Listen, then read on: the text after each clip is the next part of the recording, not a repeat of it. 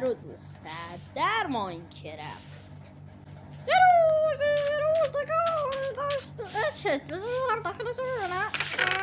خیلی بدم نمیخوام آدم هستم دایمین با کلنگ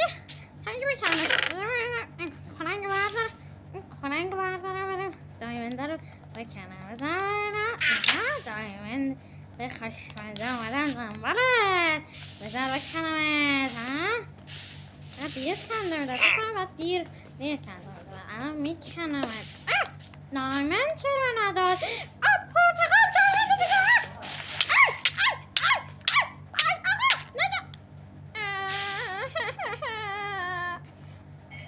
من مرد تنهای شبم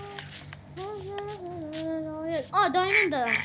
ببینم داخل این کلنگ آهنی هست نه بابا کلنگ آهنی نیست خیلی خوب اوه ویلیجر میرم کلنگ الان دایمندا رو مهم نیست الان کلنگمو میارم میرم دایمندا رو میارم بذار زمین رو بکنم خیلی خوب الان دیگه فهمیدیم که دختر بده پسر خوبه خیلی خوب الان چون که بخور تو ماینکرافت تو واقعیت خوب نیست خیلی خوب لایک و سابسکرایب یادتون نره تا ویدیوی بعدی خدافظ.